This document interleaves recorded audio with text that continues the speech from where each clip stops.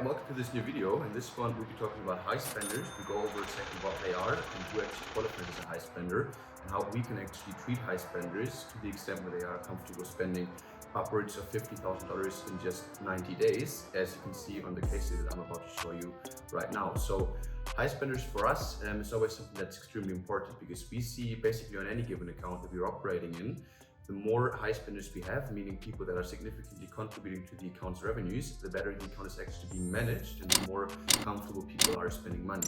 Now at the same time, those high spenders, again as in the case study that I'm about to show you, are people who are comfortable spending tens of thousands of dollars a month sometimes on just one account. So these people, you really want to make sure to treat them well, because just one high spender can truly change your account, change your life, and really change your income. And so you want to make sure that you really give them the best experience possible whenever you are engaging with them on your account. So without further ado, let's have a look at the actual case study, and then I'll talk about what we did to actually achieve those kinds of numbers here.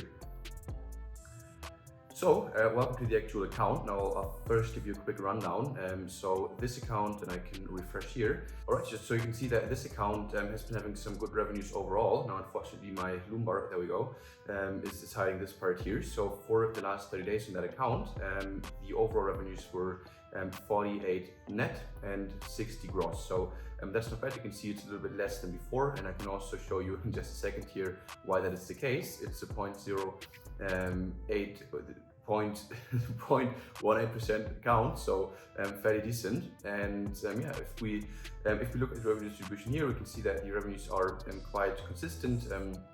Good revenues, good subscribers, everything is good to go here. And now the thing that we're actually interested in is to actually have a look at the fans, and specifically the top fans on this account. And keep in mind, this is just for the last 30 days. Now, you see, what we have here isn't really anything that's extraordinary. Unfortunately, I will have to blur out the names here for privacy reasons. But you can see that one guy actually sticks out a little bit with 5K, which I know for some of you this is probably going to sound like a lot, but in the OnlyFans ecosystem it really isn't. And I'll show you another example in just a second here. But these other people still spend decent amounts, but now if we actually look at the last 90 days, that's where it's going to get interesting. So what we have here is this bar where we see, okay, the highest spender on this account overall has spent a total of almost $50,000 in just 90 days on this account, which that is really quite a bit. That I think might even be the highest high spender I've seen on the accounts that I saw from the inside, and it's definitely quite an impressive feat. So you can see here what has been done is there's notes about this person. He's been added to a couple of lists. You'll be able to see that he's only been subscribed for 2 months, so that those revenues, I think we could even look at the custom time frame from February or from March even, or from, let's have a look at here, February through March, and see what we get there. Or actually, let me just go back to March the 31st, and yeah, so you can see that's where the majority of the revenues came in. That's just 2 months, 46K, almost 47K, quite a bit. So this is very, very interesting, because if we look at the overall statements for this account over that time, you can see that the account made a total of 130K, which is still quite good, but a lot of that actually came from this exact high spender. So now that you've actually seen those numbers, I could show you a few more, but I think this one should suffice as a case study. I'm sure you're wondering how you can actually get those high spenders to your own account, because obviously something like that is what we all aim for, right?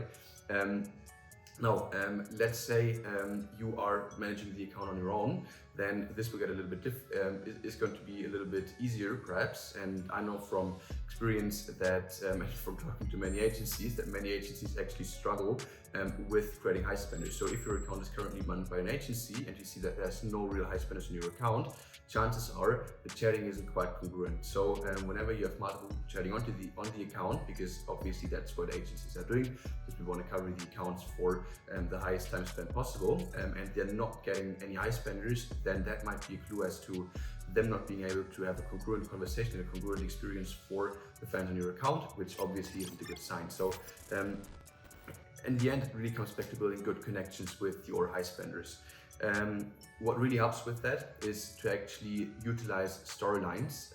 And as you know, storylines for us is a concept where the chatters get access to pre-created content in a specific sequence. It can be sold throughout a conversation, which is then actually being used to convey to the fan that he's getting that content in real time from the model, which obviously adds a lot to the perceived value and also adds a lot to the perceived connection between the fans. So whenever you're actually chatting with people on your own accounts, it does really make sense to not just send pre-created content, to not just send mass messages, because if you do that and you don't do personalized setting, then you won't get high spenders like that. Because even someone who might purchase every single one of your mass messages isn't going to spend that much money. And if we actually look at the fan right here, we can also check for where is it again? Statements, fans, top fans. Okay, here we go. We can actually see where the majority of the revenues came from, and so let's have a look at this here. The earnings, the majority of that actually comes from messages. A little bit comes from tips. So you'll find often with high spenders that they will just randomly tip because they really like the model and they like engaging with her. So they just randomly tip. But if it weren't for the chatting here, so for the actual PPV upselling, then those numbers wouldn't have been possible, and that person would have never spent as much. So that's just another clue. Use the storylines, use real-time selling, and if you don't do that, then those numbers aren't really reasonable or achievable. And because, as I said, like even if you spam them with mass messages, first of all, it's not going to be a good experience for them, and they won't be purchasing as much. So that's the first tip. Second tip is to actually look at the fan acquisition sources. So we've split tested this a lot of times, and what we always found was that fans who convert from platforms like specifically dating apps such as Tinder, for example, tend to be high spenders. Why is that? Because obviously they swiped the model and they were interested. They came to the Instagram account because you spelled out the Instagram handle on your Twitter, on your Tinder bio, and that's how people got to the account, and they actually have a shot at meeting you in person. Sometimes, at least that's what they think. Obviously that won't be the case, but that's what they think, and they'll be comfortable spending a lot of money on that. So this is something that if you follow this acquisitional channel or safer bug channels overall, which we always recommend, as you know, these topics will come up in conversations with high spenders. So at some point they will ask if they are actually able to meet you in person. And obviously that is against the TOS of OnlyFans, and usually the clients that we've worked with never actually had an interest in doing so. So that's the situation that we're also always faced with. And now what we do is we tell the fans, we don't tell them that they actually have a shot at meeting, but we say, no, I'm not comfortable doing this. Meeting someone at this point in time. You could even tell that you've made bad experiences with that before and you're hesitant for those reasons. It's not to be taken personally, obviously, and you would prefer to stay on the chats for now. So don't get their hopes too high to actually meet.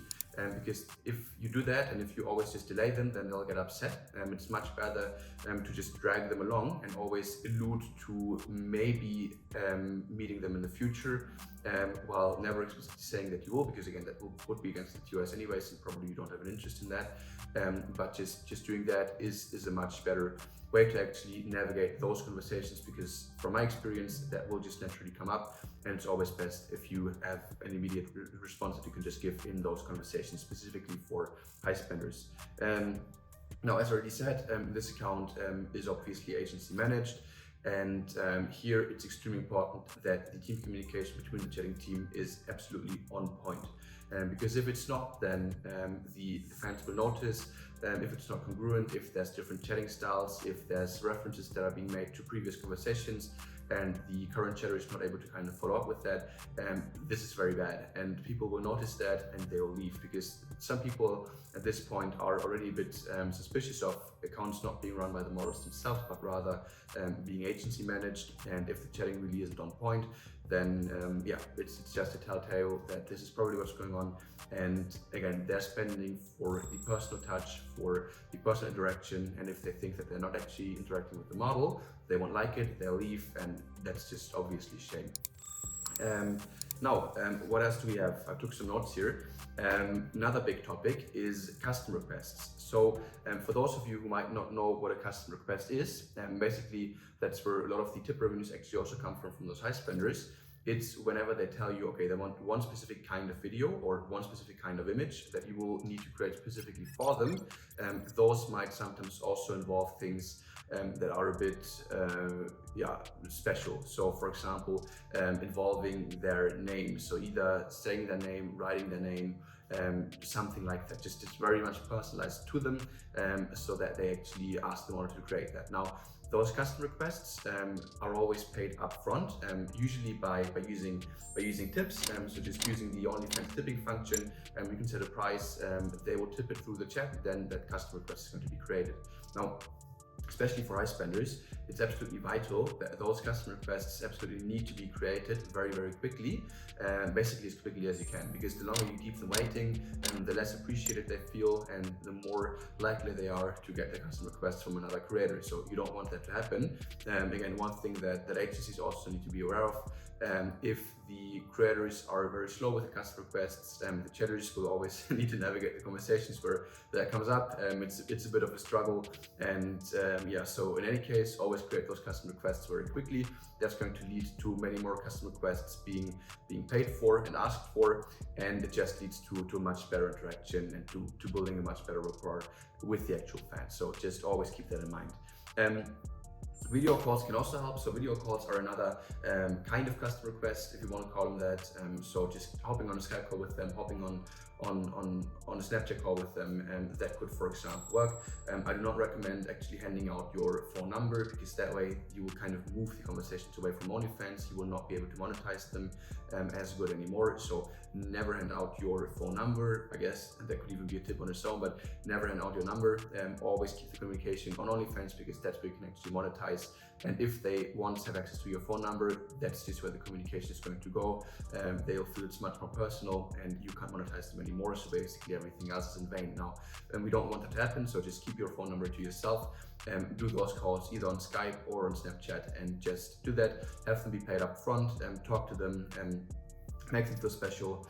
Charge very high prices for those video calls, because obviously you still want to monetize through the OnlyFans chat. If you're working with an agency, they are also in a much better position to monetize if you do that. And so that would be another tip. And now lastly, the overarching theme for the account to even be able to acquire high spenders, in my experience, oftentimes is that you need a very, very good branding.